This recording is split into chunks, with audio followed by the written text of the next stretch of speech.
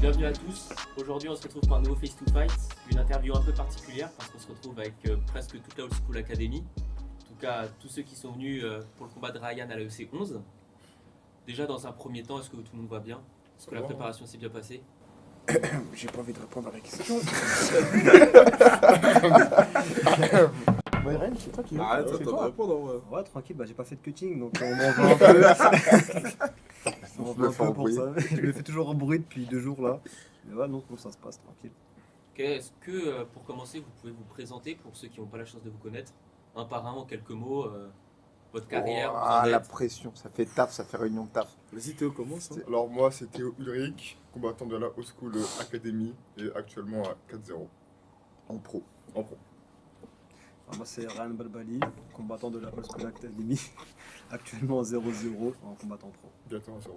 J'ai pas cuté. Et je combatte. Et j'ai pas cuté. J'ai pas cuté. Moi, Mathieu Zuragrin, combattant du School Academy et 4-0 en professionnel aussi. Copieux.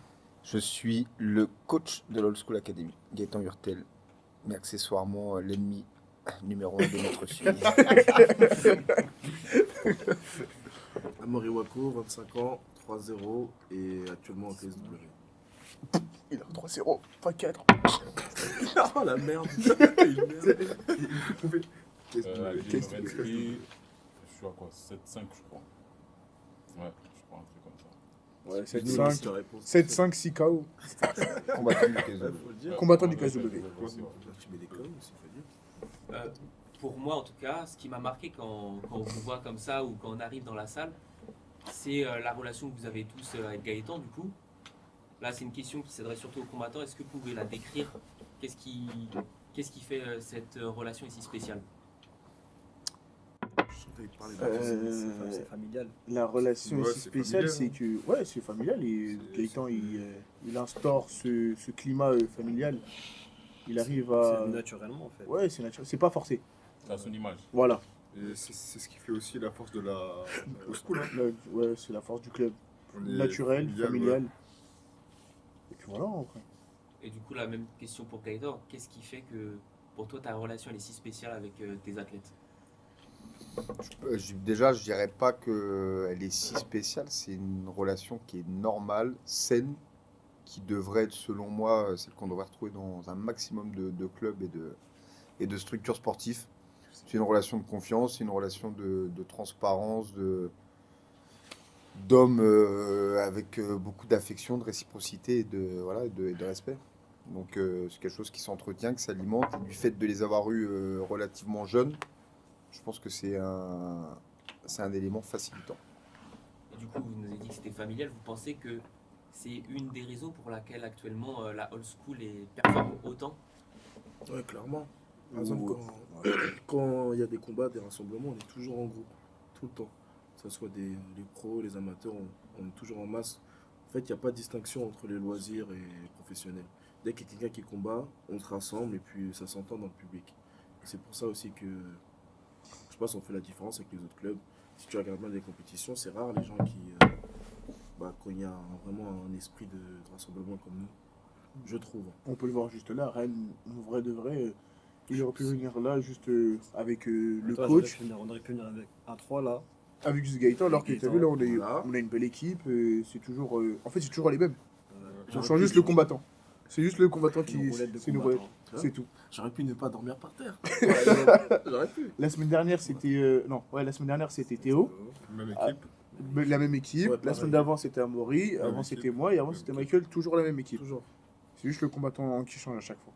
Et pour vous, là, ça vous permet vraiment de vous démarquer par rapport aux autres salles, les autres teams? Bah, il y a Bah, pas le- que ça aussi. Ah, mais nous, c'est pas ça. Nous, notre but, il y c'est a- pas de nous démarquer. En il y a vrai. Ouais, c'est même pas travail fait aussi. exprès. Hein. Tu vois, il y a le travail de carrière, le travail que Gaëtan, en tant que coach, qui fait aussi. Il fait un travail énorme. C'est rare de voir un coach qui est autant en déplacement.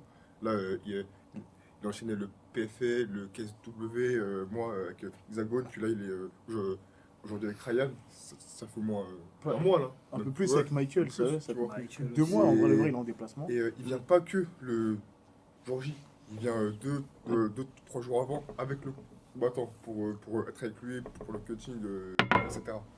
Et c'est Après, ce c'est pas vous qui vivez avec ma femme à la maison, les mecs. Hein. Je peux dire que t'as envie de quitter. Faut vivre avec Sylvie. Hein. Mais ouais, en fait, en vrai, souvent dans les clubs, les structures, c'est un sport qui est très égoïste, le MMA, et la performance à haut niveau, elle est égoïste. C'est nécessaire d'être très, très centré sur soi-même. Et en fait, c'est vrai qu'à l'old school, il n'y a pas ça. Les gars font preuve d'altruisme et la réussite, elle est souvent collective. Donc ça donne un supplément d'âme. Quand il y a un mec qui combat, les gars, ils sont autant contents que déçus en fonction des résultats. Et je pense que c'est. Alors, il n'y a pas que nous, évidemment, ce serait un petit peu faux de le dire comme ça, mais on fait partie de ces rares clubs où, quand il y a un mec qui va au combat, c'est le club dans son entièreté qui suit derrière et du combattant pro au loisir. Voilà, c'est vraiment une institution et tout le monde souhaite le meilleur à celui qui est dans la cage d'aujourd'hui. Ce qui n'est pas vrai partout. Ok. Alors là, c'est une question pour toi, Théo. Tu t'es jamais caché notre bec, c'est même très assumé de ta part. Ouais.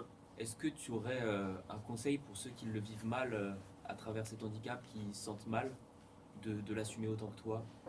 Après, je pense que en tant que bègue, ça me fait plaisir toi, que tu me poses cette question-là. Même je pense que tu es le premier. Étant bègue, moi, plus je me montre au grand public et plus je me sens à l'aise. Si tu peux voir mes dernières interviews avec Hexagone de la semaine dernière, en fait, c'est plus je parle au grand public, plus je me sens à l'aise, tu vois. Et je te mens pas que j'aurais jamais pu imaginer parler devant 5200 personnes, tu vois. Pour moi, si je viens de te dire ça il y a 1 an, 2 ans, pour moi c'était impossible. C'était trop de peur, tu vois. Mais il faut franchir ce cap. Ok. Et si tu arrives à franchir ce cap-là, tu es prêt à parler avec tout le monde devant n'importe quel public. Et non, et pour moi, étant bec, c'est une force aussi, tu vois. C'est pas parce que tu es bec que tu es une personne qui est différente, tu vois. Donc pour moi, c'est une force. Et si par exemple à l'avenir, on sait qu'il y a beaucoup de trash talk, d'attaques, ça peut être très personnel dans les MMA. S'il y a un de tes adversaires qui essaye de te déstabiliser à travers le bégaiement, comment tu t'imagines, comment tu réagirais? Alors là, je te mens pas que c'est la dernière chose à laquelle je pourrais réagir. Voilà, moi je sais que niveau élocution, c'est pas mon fort, tu vois, mais je sais que même que mes mains parlent, tu vois, donc je peux parler d'une autre manière, tu vois, et je m'exprime super bien avec mes mains. Donc voilà, donc non, il moi va si, pas donner une décision. ouais, si on me charrie sur mon bégaiement, franchement, c'est la dernière chose auquel je peux prendre mal ou un truc comme ça. Ok. Et du coup, tu l'as dit, tu parles bien avec tes mains. Ouais. Et on l'a vu à l'Hexagone la semaine dernière. On a surtout vu aussi ton entrée avec un gros show. Ouais. On l'a vu aussi avec Mathis qui avait fait le show pendant son combat au PFL. On a un peu l'impression que c'est l'ADN de ce club. Est-ce que c'est vraiment quelque chose que vous avez envie de continuer? Après, je vais te dire, le show, c'est pas spécial, enfin, c'est même pas du tout l'ADN du club. Hein. L'ADN du club, pour moi, je vais te dire, c'est l'entraînement, c'est les performances, et voilà. Et toi, Mathis, c'était spécialement pour aller chercher la signature au PFL ou tu as envie de garder pour la suite, de provoquer pendant le combat, Déjà, pour savoir, l'entrée, c'était pas du tout fait exprès. Hein. Enfin, la musique était choisie, mais je savais pas que j'aurais jamais pensé qu'il y aurait eu autant d'impact avec le public, etc., qu'il y ait autant d'interactions avec le public. Ça m'a même surpris au départ. Puis même vivre, hein, tu l'as vécu, hein, Ouais, je l'ai vécu. frère. Ouais. Tu l'as profité un max. Hein. Ouais, et en fait, c'est un moment, tu as vu, une entrée, chaque entrée est différente d'une autre. Du coup, c'est juste profiter sur le moment. Et moi, j'ai toujours été très charreur, même dans mes combats amateurs, même en sparring. Hein. Entre nous, on est très charreur. Et ce que j'ai fait dans la cage, là, où je titille un peu mon adversaire, pour moi, c'est naturel. C'est pas forcé. Je l'ai pas fait parce que je suis au PFL, etc. Je le fais naturellement quand je suis vraiment à l'aise et je sens que j'ai le contrôle sur la situation. Et si c'est à refaire, je le referai sans aucun problème. Ok. Du coup, là, c'est un peu une question pour vous tous, mais en tant que combattant, en tant que coach, la old school, ça commence à être très médiatisé. Comment est-ce que vous le vivez? Est-ce que vous avez un peu d'appréhension ou vous êtes plutôt content, comme si c'était la récompense du travail? Bah, c'est dur, on peut plus sortir tranquillement. Chaque contre Prendre la une grosse photo. Bah, vas-y, Amaury. Ben, moi, en tant que coach, disons que sans vouloir être vulgaire, je m'en tamponne royalement. Déjà, on n'est pas tant médiatisé que ça, c'est pas vrai.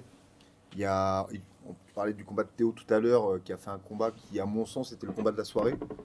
Il suffit de voir les interactions qu'il y a eu derrière sur les commentaires, etc. C'est absolument pas le combattant le plus suivi. Pourtant, en termes de légitimité sportive, il aurait mérité d'être certainement plus mis en valeur. Donc, je pense que pour revenir sur le mot ADN, notre ADN, c'est la performance. Ça reste l'humilité, ça reste le travail dans la discrétion. Et je pense qu'aucun d'entre nous ici ne court après la reconnaissance des autres. C'est toujours appréciable d'avoir des retours valorisants, respectueux. Pareil, hein, on appelle ça un handicap, mais sur le fait que Théo soit bègue, j'ai toujours ressenti de la bienveillance, hein. Il n'y a jamais eu d'attaque personnelle à ce niveau-là. Mais on peut continuer tant qu'il y a du respect entre nous, de la considération, entraîneur-entraîné. Le reste, c'est pas ce qui compte le plus. Ok. Voilà, c'est pas ce qui compte le plus, c'est pas le plus important. Non, en tout cas pas pour moi. Pareil, je trouve que ça change pas grand-chose. On continue à s'entraîner pareil, ça nous booste même un peu plus, parce qu'on se dit, bon, bah, le club est de plus en plus mis en lumière, donc il faut de plus en plus prouver. Enfin, moi, je le vois comme ça, je sais pas vous les gars, comment vous le voyez. Il n'y a rien qui a changé dans l'ambiance du club depuis ces dernières années, à part Ouais, le dojo. Ouais, voilà. Maintenant, on a un dojo clean. On parle de Il jeu. y a pas de sûr. Mais un dojo loin, un dojo loin. Loin, mais propre. Et grand, maintenant. Ouais, après, ce qui est rigolo, c'est plus tu vas avancer, plus tu vas remplir des objectifs. Nous, on le fait tout à titre individuel, on le fait pour nous-mêmes. Moi, en tant qu'entraîneur, je le fais pour essayer de les amener le plus loin possible. De manière égoïste, je suis impliqué, passionné par ce que je fais et j'aimerais bien quitter cette terre en me disant j'ai fait des choses un petit peu différentes. Mais plus toi, tu te fixes des objectifs et plus tu vas rencontrer sur ta route des gens qui vont te vouloir du mal, qui vont vouloir te voir tomber. Et à contrario, des gens qui vont se féliciter de ta réussite. Donc, ça fait partie du jeu. Je pense qu'il ne faut pas trop y accorder d'attention. Parce qu'en faisant ça, on perd son objectif de vue. Donc, tout ce qui est réseau, etc., voilà, on s'en préoccupe pas trop. Du coup, là, c'est une question personnelle, chacun pour vous. Comment vous voyez l'avenir dans votre. Tu avais déjà posé la question à Maury quand c'était vu la dernière fois.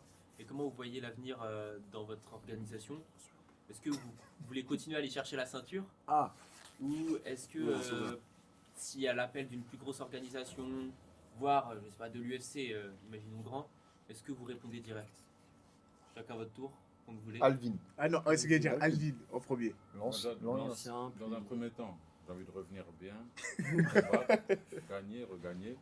Ensuite, après, le reste, franchement, je sais pas. Pas de projet Non, combat juste par combat. Non, on va par combat. Lui, un peu à manger. Quoi. Préciser il vient de se faire opérer des croisés. Des c'est pour croisés. ça. Et il est déjà Premier surpris, hein, enfant. regarde. Il est déjà En là. plus, il met des gros Et il fait 4 heures de route en béquille. Et il conduit, hein. Eh ouais, béquille, il conduit. Avec la béquille comme ça. Et il conduit sans permis. Hein. Alvin On est Levensky. tous très fiers de lui. On est tous très fiers de lui, franchement. Tous très fiers de lui. Moi, Toi, pour même si t'as l'instant, déjà j'ai. répondu, tu peux. Ouais, tu peux zapper, quoi. Non, tu peux redire. Je passe ma place. Non, Vas-y, vas-y, Mathis, vas-y, vas-y. vas-y. Réponds, n'a pas Non, en vrai, bah, là, j'ai signé au KSW, donc pour l'instant, ça se passe bien. C'est le premier combat. On va continuer à monter. Pourquoi pas aller chercher une ceinture. Mais mon but, c'est pas de rester au KSW. En fait, c'est une étape, c'est une organisation intermédiaire. Mais le but aussi, c'est pas d'aller à l'UFC le plus rapidement possible. C'est comme je t'ai dit la dernière fois, en fait, si demain je dois y aller, c'est que je suis prêt. Parce qu'il y a trop de gens quand tu commences à monter, qui te saucent et qui te disent allez, moi je peux t'emmener là-bas, je peux t'emmener à l'UFC, et tu arrives là-bas, tu te fais démarrer, et ensuite ta carrière est compliquée. Donc en fait, moi je vais éviter ça. Et comme tu dis, si le coach ne m'en parle pas, pour moi c'est que c'est pas maintenant. Enfin déjà c'est sûr et certain, c'est pas maintenant. Déjà faut continuer à prouver au KS, et après on verra. Mais c'est pas une finalité l'UFC. Ok. Ce serait bien, mais c'est pas une finalité. Et toi, Mathis? Moi, sincèrement, voilà, je suis Après, bien. toi, vu le PFL, il n'y a pas grand chose à part l'UFC au-dessus. Ouais, Surtout que mais- maintenant que le Bellator n'existe plus. Ouais, mais moi, mon but, ça n'a jamais été l'UFC. Putain, ils sont bons. Au tout départ, oui, mais en grandissant, tu te rends compte qu'il n'y a pas que l'UFC. Certes, il y a certains combattants qui sont là-bas des très gros combattants, mais je peux avoir de l'adversité de très haut niveau au PFL. pour l'instant, je suis bien en PFL. Moi, je vais là où on me traite bien. Je suis correct avec eux, ils sont corrects avec nous. Je suis bien et s'il y a moyen d'aller chercher quelque chose de plus grand là-bas, on prend. Si on reste à faire des combats sans ceinture, on prend aussi. Tant qu'on est bien payé, il y a de l'adversité qui augmente à chaque combat. On reste là où on est et s'il faut aller chercher la ceinture du PFL, Europe, après Monde, etc., tout ça, je prends. Je sais à l'heure actuelle, j'ai pas le niveau pour aller prendre le PFL Monde. On va pas se mentir, c'est logique. Mais pour le PFL Europe, pourquoi pas? Ça dépend de l'organisation et de ce qu'ils proposent.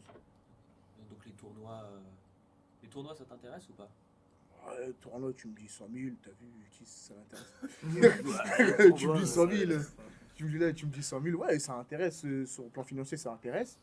Mais sur le plan sportif et sur le plan carrière, est-ce que c'est intéressant aussi? Si tu me dis là, à l'heure actuelle, va au tournoi à 100 000 et que tu mets que des tueurs à gages, c'est leur 15e combat pro, etc., ça sert à rien. Ouais. On va pas se mentir, ça sert strictement à rien, à part de la tir à canon.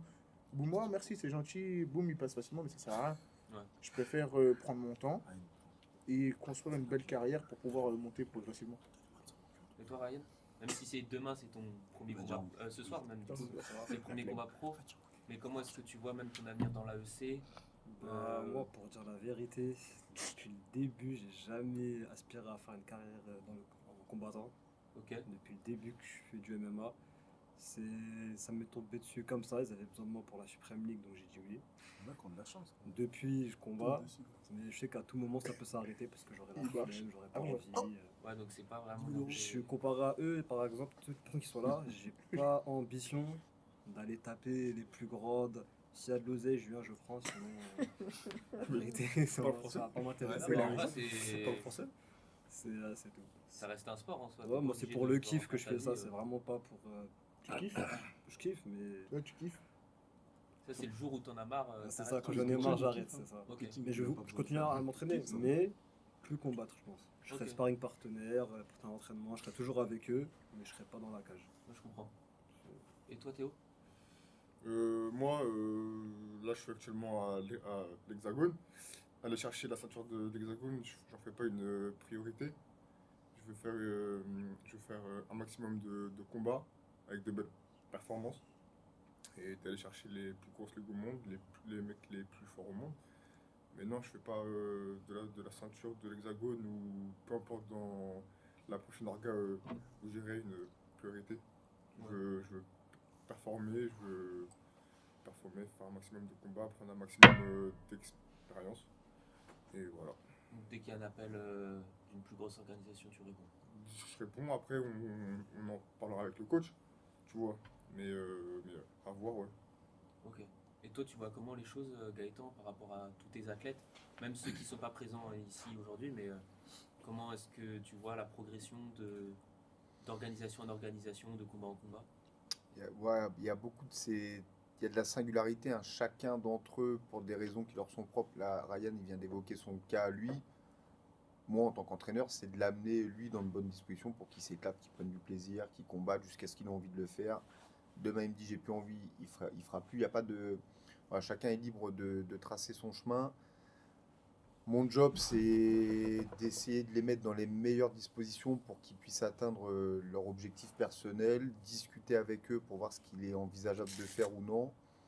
Moi, je considère que quand on part du principe que le MMA, c'est un sport professionnel, dès lors où on est dans une ligue qui nous rémunère bien, qui fait des shows régulièrement, avec un beau spectacle, c'est déjà un objectif qui est atteint. On a réussi ce qu'on souhaitait faire. Il y a le Graal qui est l'UFC, mais là on parle quand même de KSW, du PFL.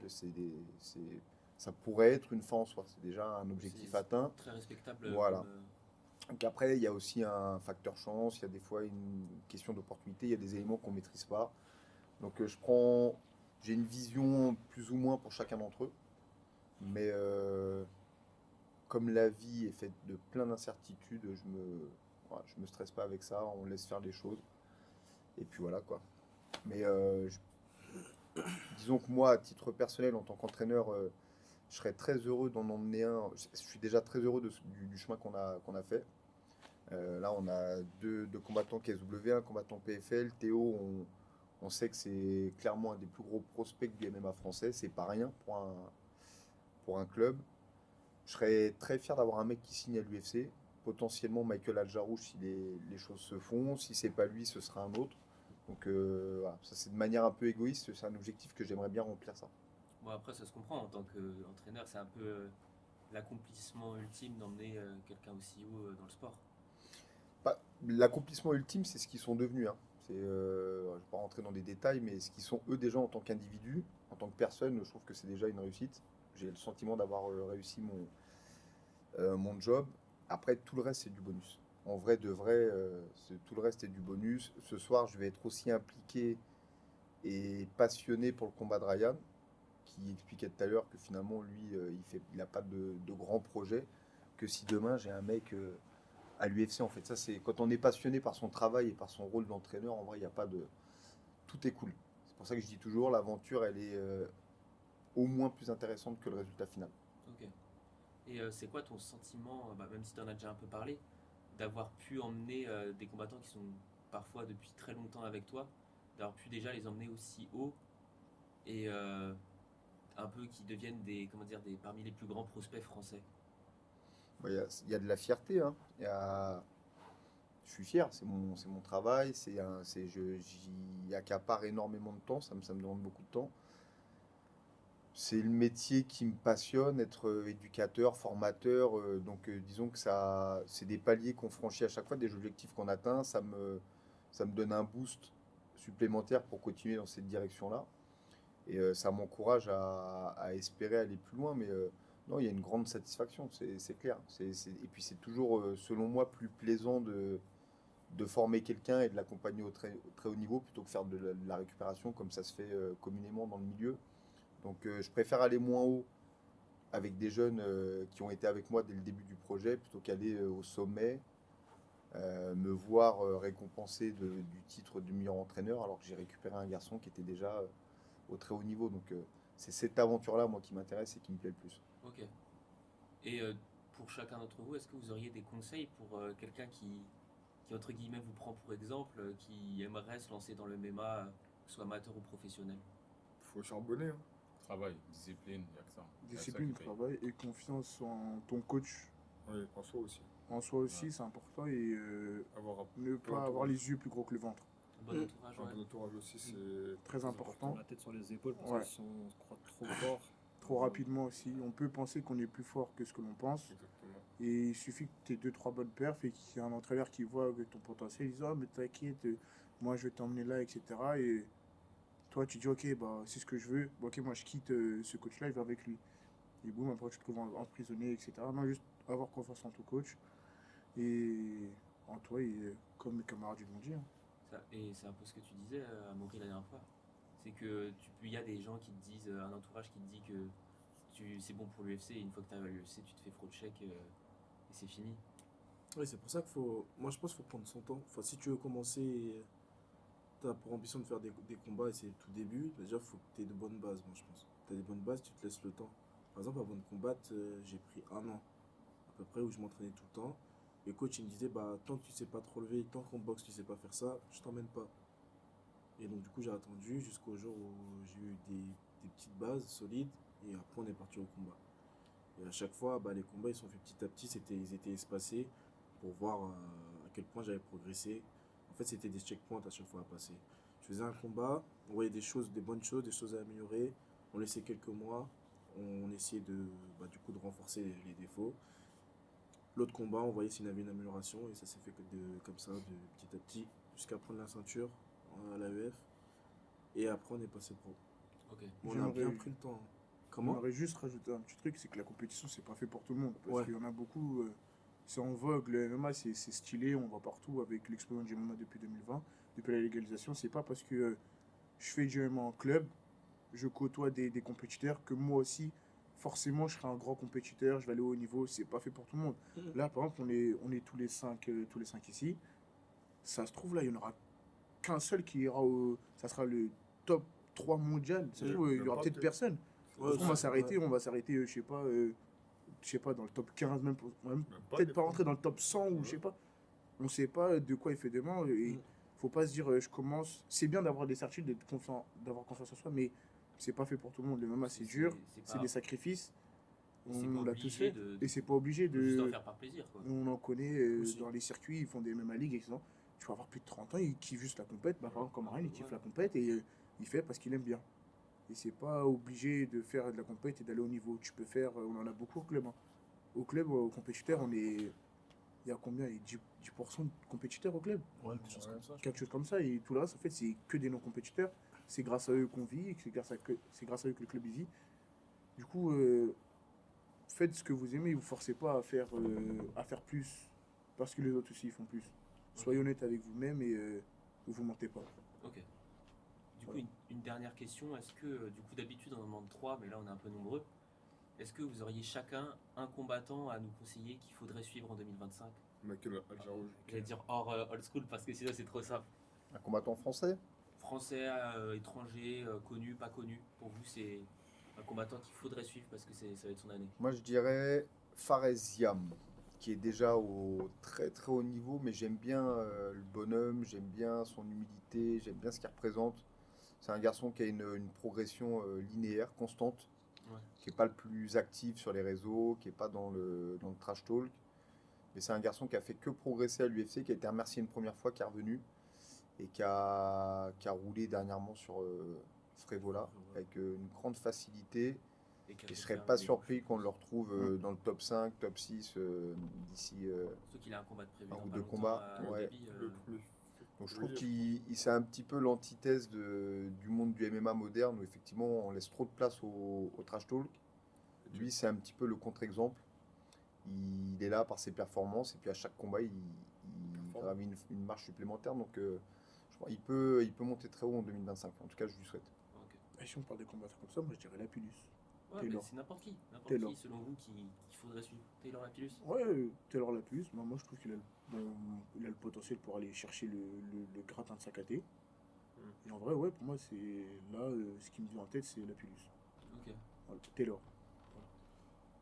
J'avoue, j'ai un trou là. J'ai pas de. Moi, Pas je de dis Ziam, pareil. Ziam aussi. Ouais. Ouais, pareil. Je m'intéresse pas trop. Ouais, moi j'ai. Fausse couche. Quand on a Là, un qui j'ai- copie, ça moi, va. je À partir de deux, c'est bon. Moi, je m'intéresse pas trop aux personnes du MMA. Bah, toi, t'as dit Taylor. Taylor Lapillus, Moi, je vais dire Damien à l'Octagone. Ouais. Je pense qu'il va faire du sale. Il a un style qui casse les couilles. Je l'ai pris. C'est pareil, ouais, mais il m'a C'est cassé une les couilles qualité, de c'est ouf. une qualité. Ouais, de ouf. Et je pense qu'il a un style qui pourrait poser problème à la catégorie de l'Octagone. Donc, ouais. Une grosse perte dernièrement. Ouais, pour son retour. grosse perf. Mais ouais, si. Mais là, pour moi, là, Keita. on a dit Keita. Ouais, oui, le top 3, par exemple, à suivre, Taylor et Damien. Et le Sel Keita aussi. Lucien Keita. Aussi, ouais, qui a Ouais. performé aussi, ouais. Bah, Boris, alors. Boris. Voilà. Boris, ouais. T'as Pour aucune un imagination. lourd, il est bon, il est explosif, il se déplace comme un léger. Enfin, c'est un bourbier. Ouais, du coup, je dirais Boris, ouais. En plus, j'aime bien, moi, comme il est. Il est cool. Oui, c'est un mec sympa. Non, Parce qu'il y a des gens qui l'a dit. Parce qu'il a dit- il Il est est comme moi. tranquille, en gros. Il est tranquille, il fait pas le mec, il casse pas la tête. J'aime Gros bien. bosseur, moi. Toutes ces Ouais, stories, c'est il est un en train de bosseur. tuer. Puis, il se vend bien, il fait le spectacle. Moi, j'aime bien. Ok. Il est pas là à ouvrir sa bouche partout. J'aime bien. Ok. Bon, bah, merci beaucoup à tous pour votre temps. On vous souhaite de la grosse force à la old school et surtout à Ryan pour ce soir. Merci. Qui va rajouter un 1 dans son record. Qui va peut-être faire son jubilé, son dernier combat pro. C'est peut-être le premier. Faut faire attention, c'est la première et dernière fois que vous le voyez combattre en pro. Qui sait hein. Allez, ça de la classe. Ah oui. Au moins, record parfait. C'est ça. Comme Khabib. C'est la légende. Bon, bah, ouais. En tout cas, merci à tous pour votre temps et on souhaite de la grosse force pour la old school. Ça Merci à marche. toi. C'est toutes les questions, il n'y a pas. Merci les gars. Tu as un truc à rajouter? Oh non, Tu je peux crois que dire, t'avais vas-y, des- vas-y. Non, mais Tu peux dire, dire, si t'as un mot, tu peux dire. Hein. Non, mais non, mais Si t'as un non, truc à mais transmettre, tu peux dire. non, mais j'ai cru que tu avais des questions un peu plus pimentées à rajouter, mais-